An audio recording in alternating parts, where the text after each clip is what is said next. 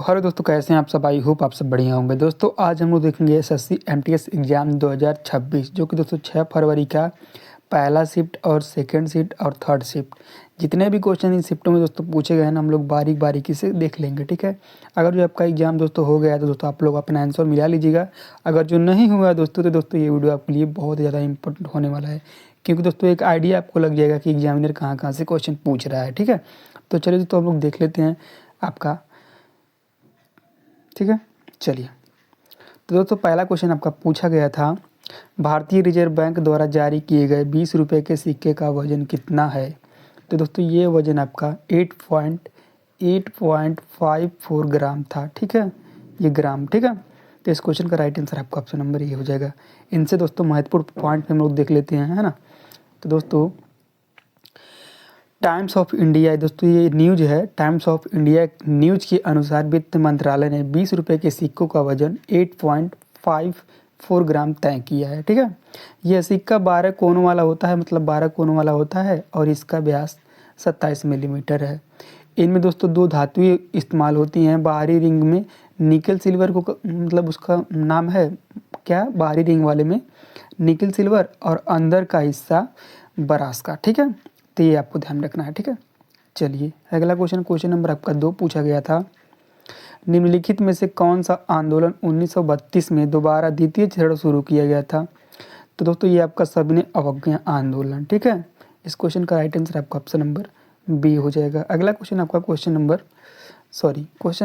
देखने से पहले दोस्तों हम लोग कुछ इंपॉर्टेंट पॉइंट देख लेते हैं। दोस्तों प्रथम चरण यह 1930 में दांडी मार्च के साथ शुरू हुआ था।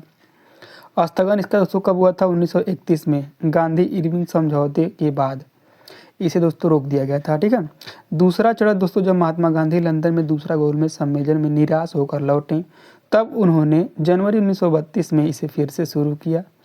ये आपको ध्यान रखना है। इसकी समाप्ति दोस्तों, यह आंदोलन की समाप्ति धीरे धीरे धीमा पड़ा और 1934 में आधिकारिक रूप से वापस ले लिया गया। ठीक है, क्वेश्चन नंबर आपका 3 पूछा गया था दोस्तों, बाजार मूल्य पर सकल घरेलू उत्पाद से क्या घटाने पर साधन लगातार सकल घरेलू उत्पाद प्राप्त होता है ना। तो इस क्वेश्चन का राइट आंसर आपका ऑप्शन नंबर क्या हो जाएगा दोस्तों, इस क्वेश्चन का राइट आंसर आपका ऑप्शन नंबर सी हो जाएगा दोस्तों, शुद्ध अप्रत्यक्ष कर। ठीक है, चलिए दोस्तों अगला क्वेश्चन आपका पूछा गया था, कच्ची माल से लेकर उत्पादी की अंतिम बिक्री तक वस्तुओं के प्रवाह को प्रबंधन करने की प्रक्रिया को क्या कहा जाता है। दोस्तों इस क्वेश्चन का राइट आंसर आपका ऑप्शन नंबर डी हो जाएगा, व्यापार रसद कहा जाता है। ठीक है, चलिए अगला क्वेश्चन नंबर आपका 5 पूछा गया था, सेल्यूकस निकेटर कौन था और उसका राजदूत किसके शासनकाल में भारत आया था। तो दोस्तों इस क्वेश्चन का राइट आंसर आपका ऑप्शन नंबर ए हो जाएगा, सिकंदर का सेनापति चंद्रगुप्त मौर्य। ठीक है, इस क्वेश्चन का राइट आंसर आपका ऑप्शन नंबर ए हो जाएगा। दोस्तों एक पुस्तक है जो एग्जामों में दोस्तों बार बार देखने को मिलते हैं। ये पुस्तक का नाम दोस्तों इंडिका है और इंडिका पुस्तक के लेखक मेगास्थनीज हैं, ये भी आपको ध्यान रखना है। अगला क्वेश्चन नंबर आपका 6 है, भारतीय संविधान का कौन सा अनुच्छेद राष्ट्रपति पर महाभियोग चलाने का प्रक्रिया प्रदान करता है। तो ये दोस्तों सभी को पता होगा, आर्टिकल 61। दोस्तों राष्ट्रपति से दोस्तों हम लोग एक ट्रिक भी बनाए हैं, पकानी कोका दुयो दशम। दोस्तों 52 से लेकर आपको 61 तक आर्टिकल याद हो जाएंगे इस ट्रिक के माध्यम से। ठीक है, पकानी कोका दुयो दशम। ठीक है, अगर जो आप देखना चाहते हैं इसका डिटेल्स में वीडियो दोस्तों हमारे प्लेलिस्ट में पड़ा हुआ है, जाकर देख लीजिएगा। चलिए अगला क्वेश्चन आपका पूछा गया था दोस्तों, उत्तराखंड की किस शहर में विश्व प्रसिद्ध कुंभ मेला का आयोजन किया जाता है। उत्तराखंड के किस शहर में विश्व प्रसिद्ध कुंभ मेला का आयोजन किया जाता है। दोस्तों ये आपका हरिद्वार में किया जाता है। इस क्वेश्चन का राइट आंसर आपका ऑप्शन नंबर सी हो जाएगा। दोस्तों इंपॉर्टेंट पॉइंट क्या है हरिद्वार में, ये है हर की पौड़ी के पास, गंगा नदी के किनारे लगता है। किसके पास, हर की पौड़ी के पास। यह हर 12 वर्ष में पूर्ण कुंभ मेला लगता है और 6 वर्ष में अर्ध कुंभ मेला लगता है। आगामी मेला दोस्तों हरिद्वार में अगला कुंभ मेला वर्ष 2026-27 में प्रस्तावित किया गया है। ठीक है, वहाँ पे होगा। ठीक है, अगला क्वेश्चन नंबर आपका 8 है दोस्तों, प्रसिद्ध सीलामार गार्डन जो कि लाहौर में दोस्तों, इसका निर्माण किसने करवाया था। तो दोस्तों ये आपका किसने करवाया था, दोस्तों ये शाहजहां ने करवाया था। इस क्वेश्चन का राइट आंसर आपका ऑप्शन नंबर डी हो जाएगा। अगला क्वेश्चन नंबर आपका 9 है दोस्तों, क्वेश्चन नंबर आपका 9 है, किस प्रकार की खेती में रासायनिक कीटनाशकों और कृत्रिम उर्वरकों के उपयोग से बचा जाता है और केवल कार्बनिक खाद्य जैसी कंपोस्ट या गोबर की खाद का उपयोग किया जाता है। तो दोस्तों इस क्वेश्चन का राइट आंसर आपका ऑप्शन नंबर ए हो जाएगा दोस्तों, वो आपका जैविक खेती है। ठीक है, क्वेश्चन नंबर आपका 1। क्वेश्चन नंबर आपका 10 है, क्रिकेट में पॉपिंग कहाँ पर होती है?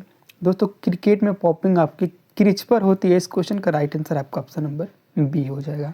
अगला क्वेश्चन नंबर आपका 11 है, महामस्तकाभिषेक उत्सव किस राज्य में मनाया जाता है? दोस्तों ये मोस्ट इम्पोर्टेंट है। ठीक है, तो ये दोस्तों कर्नाटक में मनाया जाता है। इस क्वेश्चन का राइट आंसर आपका ऑप्शन नंबर सी हो जाएगा। दोस्तों इंपॉर्टेंट पॉइंट आपके हैं ये है आपका सावन बलगोला कर्नाटक में होता है ना। ये सावन बलगोला कर्नाटक में एक स्थान है दोस्तों, यहीं पे होता है। ठीक है, और यह हर 12 साल में होता है। गोमतेश्वर बाहुबली की प्रतिमा को अनावरण करती है ये उत्सव। ठीक है, चलिए अगला क्वेश्चन नंबर 12 दोस्तों, अंतर्राष्ट्रीय अंतरिक्ष स्टेशन 24 घंटे में पृथ्वी के कितने चक्कर लगाती है? तो दोस्तों 15.5 से 16 बार लगाती है। इस क्वेश्चन का राइट आंसर आपका ऑप्शन नंबर डी हो जाएगा दोस्तों। अब हम लोग देखेंगे दोस्तों एसएससी एमटीएस 2026 6 फरवरी के सेकेंड शिफ्ट में दोस्तों कौन कौन से क्वेश्चन पूछे गए हैं दोस्तों, हम लोग वहाँ से देख लेते हैं। ठीक है, चलिए दोस्तों इसमें पहला क्वेश्चन आपका पूछा गया था। दोस्तों ये नंबर वाइज आप ध्यान मत रखिएगा कि पहला क्वेश्चन ये नहीं था वो नहीं था। दोस्तों मैं अपने हिसाब से लगाया हूँ क्रम से ये। ठीक है, तो ये आपको ध्यान रखना। ठीक है दोस्तों, क्वेश्चन क्या है, दिलवाड़ा जैन मंदिर परिसर में कुल कितने मंदिर थे? दोस्तों ये दिलवाड़ा का जैन मंदिर है और इसमें भी दोस्तों कई मंदिर हैं। तो इसमें कितने मंदिर हैं? तो दोस्तों ये आपके 5 मंदिर हैं। इस क्वेश्चन का राइट आंसर आपका ऑप्शन नंबर ए हो जाएगा दोस्तों। यह मंदिर राजस्थान के सिरोही जिले के माउंट आबू में स्थित है। कहाँ पे स्थित है? राजस्थान के सिरोही जिले के माउंट आबू में स्थित है। यह राजस्थान का एकमात्र हिल स्टेशन भी है, इसे भी आपको ध्यान में रखना है। इन्हें मारू गुर्जर शैली में बनाया गया था। यह अपने बारीकी संगमरमर की नक्काशी के लिए दुनिया भर में प्रसिद्ध है। प्रमुख मंदिर दोस्तों हम लोग देख लेते हैं। बिमल बसही यह सबसे पुराना मंदिर है। 1031 ईसा पूर्व में इसे सोलंकी राज्य के मंत्री बिमल शाह ने बनवाया था। ठीक है, किसने बनवाया था? बिमल शाह ने। अगला आपका है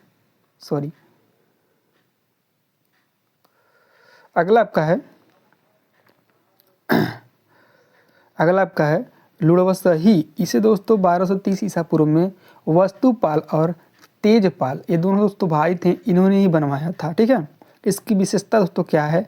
कहा जाता है कि इन मंदिरों की नक्काशी इतनी बारीक की इसे बनाने वाले कारीगरों को निकल की धूलों के वजन के बराबर सोना दिया जाता था, है ना।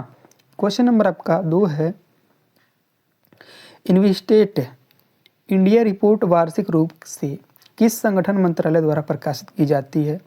तो दोस्तों ministry of statistics and programme implementation से ये प्रकाशित की जाती है। ठीक है, इम्प्लीमेंटेशन। ठीक है, चलिए अगला क्वेश्चन नंबर आपका इससे दोस्तों इंपॉर्टेंट फैक्ट भी आपको याद रखना है। यह रिपोर्ट सांख्यिकी और कार्यक्रम कार्यान्वयन मंत्रालय द्वारा किया जाता है। इसे मोस्पी के अंतर्गत राष्ट्रीय सांख्यिकी और कार्यालय द्वारा प्रति वर्ष तैयार किया जाता है।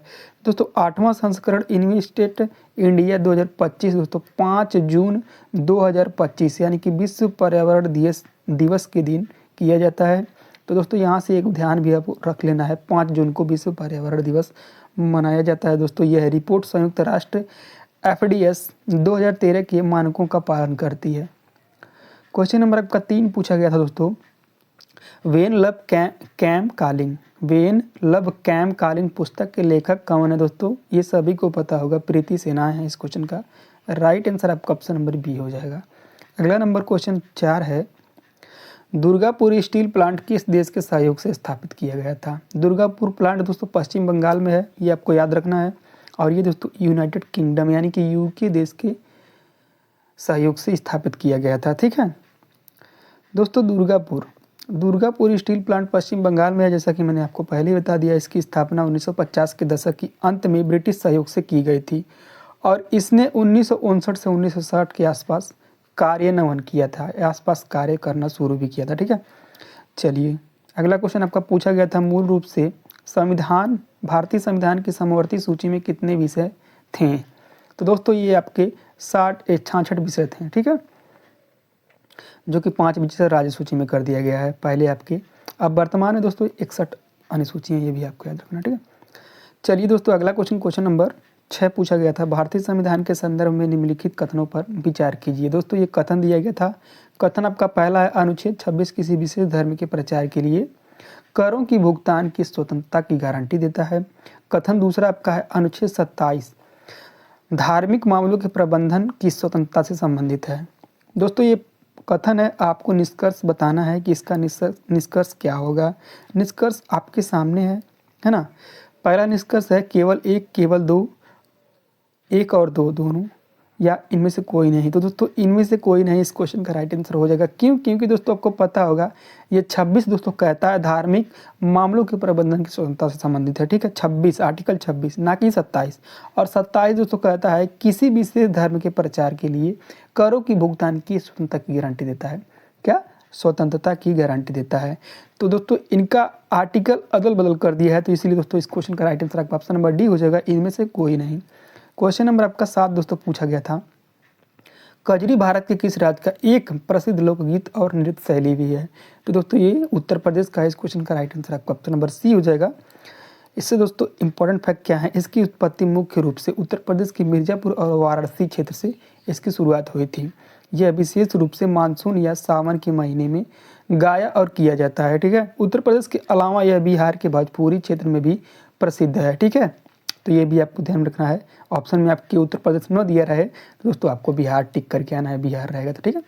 चलिए, यह नृत्य दोस्तों, यह नृत्य और गीत विरह के प्रेम और वर्षा ऋतु की सुंदरता को दर्शाता है। इसकी विशेषता यही है, ठीक है।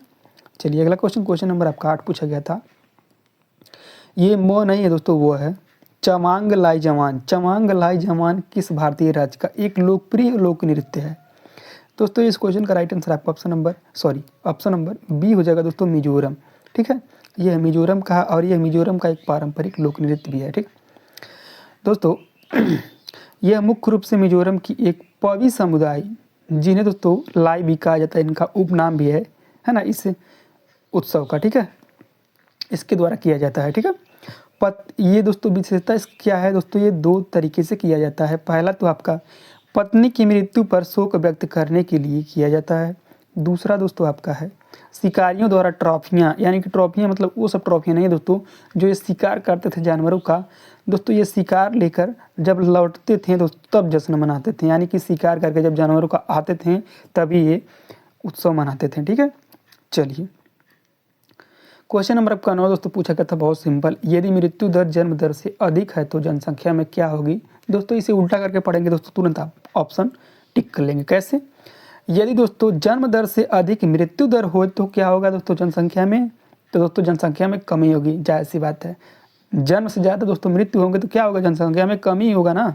तो इस क्वेश्चन का राइट आंसर आपका ऑप्शन नंबर बी हो जाएगा दोस्तों। अगला क्वेश्चन नंबर आपका 10 पूछा गया था, गंगा दशहरा किस हिंदू महीने में मनाया जाता है। दोस्तों ये ज्येष्ठ के महीने में मनाया जाता है। इस क्वेश्चन का राइट आंसर आपका ऑप्शन नंबर बी हो जाएगा। दोस्तों इनसे संबंधित कुछ महत्वपूर्ण फैक्ट देख लेते हैं। गंगा दशहरा हिंदू पंचांग के अनुसार ज्येष्ठ माह के शुक्ल पक्ष की 10वीं तिथि को मनाया जाता है, 10वीं तिथि को, ठीक है, जो आमतौर पर मई या जून के महीने में आता है। यह पावन पर्व माँ गंगा की धरती पर की याद में मनाया जाता है, ठीक है।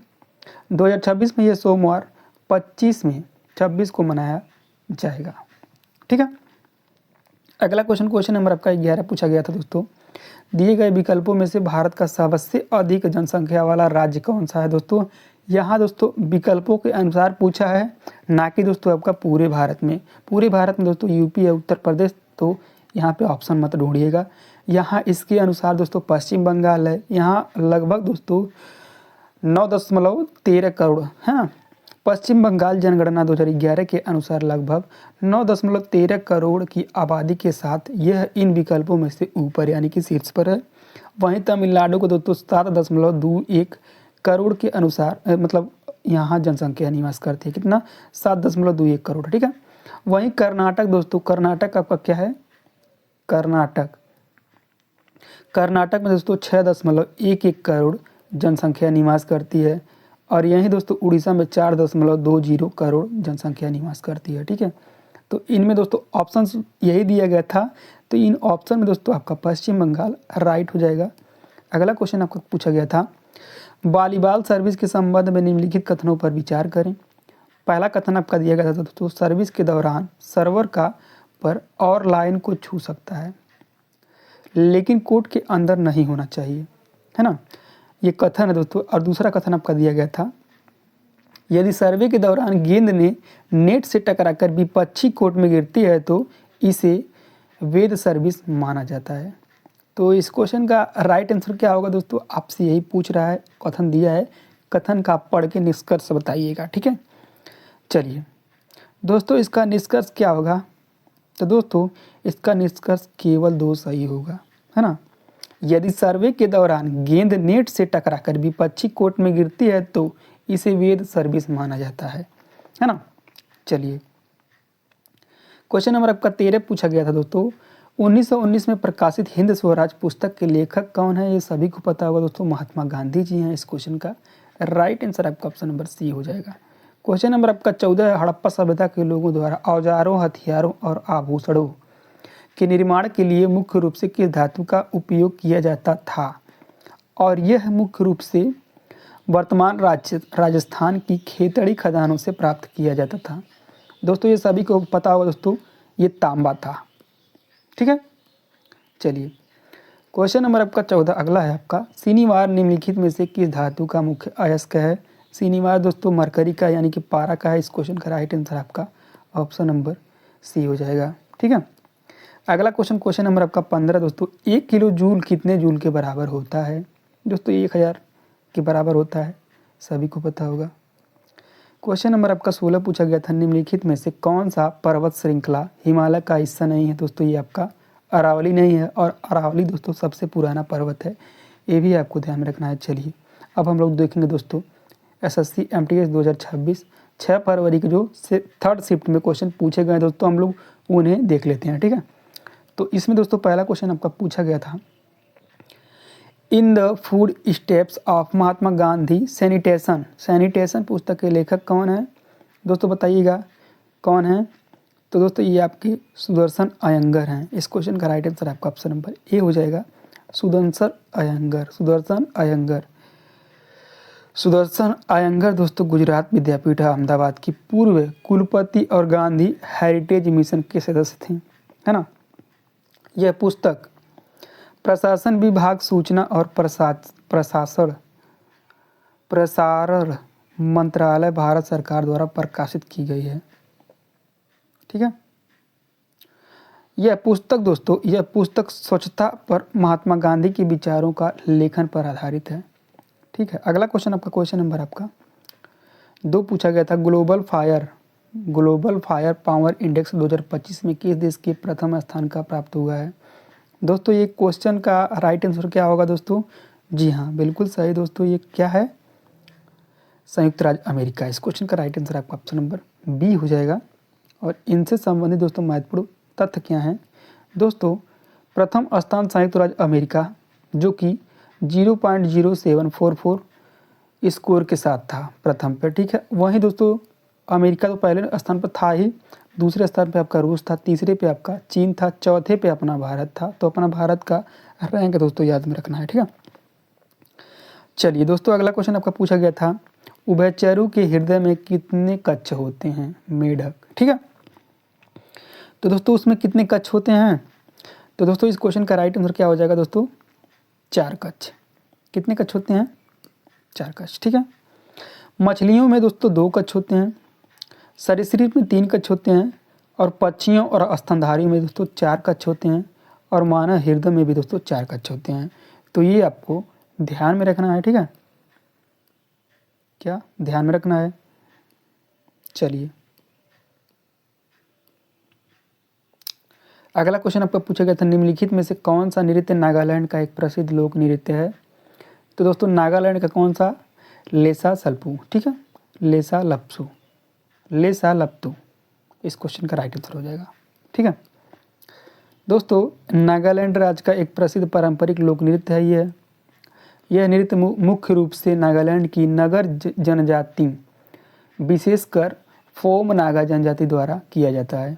समुदाय एकता और संस्कृति उत्सव के अवसर पर किया जाता है ये, ठीक है।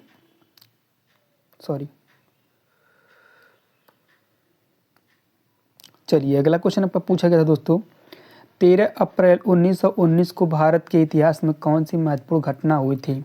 सभी को पता होगा दोस्तों, जलियांवाला बाग हत्याकांड। ठीक है, चलिए दोस्तों, ये पंजाब के अमृतसर में जलियांवाला बाग हत्याकांड हुआ था। और कौन से दिन हुआ था दोस्तों? बैसाखी के दिन हुआ था, ये भी आपको ध्यान रखना है। ठीक है, अगला क्वेश्चन नंबर आपका 6, प्राचीन इंद्रप्रस्थ के स्थान पर दीनपनाह नामक शहर की स्थापना किसने की थी?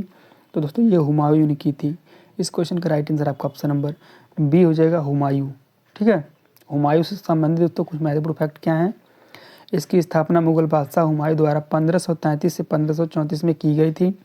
यह दिल्ली में प्राचीन इंद्रप्रस्थ के समान स्थान पर यमुना नदी के किनारे स्थित है। इसे हुमायूं ने अपनी नई राजधानी के रूप में अपनाया था। ठीक है, चलिए अगला क्वेश्चन नंबर आपका 7 पूछा गया था, प्रसिद्ध पुष्कर मेला भारत के किस राज्य में आयोजित किया जाता है? प्रसिद्ध पुष्कर मेला दोस्तों सभी को पता होगा दोस्तों, ये राजस्थान में है ना। ये पशुओं और ऊँटों का मेला है। चलिए हम लोग थोड़ा डिटेल्स में देख लेते हैं। दोस्तों यह मेला राजस्थान के अजमेर जिले के प्रसिद्ध तीर्थ स्थल पुष्कर में आयोजित किया जाता है। यह हर साल कार्तिक पूर्णिमा के अवसर पर लगता है। यह दुनिया की सबसे बड़ी ऊँट और पशुओं के मेलों में से एक है। ठीक है, तो ये आपको ध्यान में रखना है। चलिए अगला क्वेश्चन आपका पूछा गया था, बूसू उत्सव। ये बूसू है दोस्तों, ये बूसू है। बूसू उत्सव मुख्य रूप से भारत के किस राज्य में दिमासा जनजाति द्वारा किया जाता है? कौन सी जनजाति द्वारा? दिमासा जनजाति द्वारा। तो दोस्तों ये आपका कहाँ पे किया जाता है? ये असम में किया जाता है। ठीक है, ये आपको ध्यान में रखना है। चलिए इससे दोस्तों महत्वपूर्ण फैक्ट क्या है? बूसू जनजाति फसल कटाई का प्रमुख त्यौहार है, जो मुख्य रूप से असम और नागालैंड की दीमापुर जिले में निवास करने वाला दिमासा जनजाति जनवरी महीने में धूमधाम से किया जाता है। ठीक है, यह त्यौहार नई फसल की आने और अनाज भंडार भरने के बाद किया जाता है। अगला क्वेश्चन आपका क्वेश्चन नंबर 9 पूछा गया था, उसे कोलाइडल तंत्र को क्या कहा जाता है जिसमें गैस एक ठोस माध्यम में परिक्षिप्त होती है, जैसा कि स्पंज में देखा गया है। ठीक है, तो दोस्तों ये आपका क्या होगा? इस क्वेश्चन का राइट आंसर आपका तो सॉलिड फॉर्म में होता है इस क्वेश्चन का राइट आंसर। ठीक है, अगला आपका है, टेनिस की एक सामान्य गेम को जीतने के लिए एक खिलाड़ी को न्यूनतम कितने अंक प्राप्त करने होते हैं? तो दोस्तों ये आपके 4 अंक प्राप्त करने होते हैं। दोस्तों ये वीडियो आपको कैसा लगा आपको कमेंट करके बताना है ना, क्योंकि दोस्तों मैं इसी तरीके के वीडियो बनाता रहता हूँ। अगर जो आपको थोड़ा सा भी पसंद आया हो तो वीडियो को लाइक एंड शेयर कर दें, और चैनल पर दोस्तों पहली बार आए सब्सक्राइब करना ना भूलें। दोस्तों कुछ और भी महत्वपूर्ण हम लोग कुछ इंपॉर्टेंट क्वेश्चन देख लेते हैं। ठीक।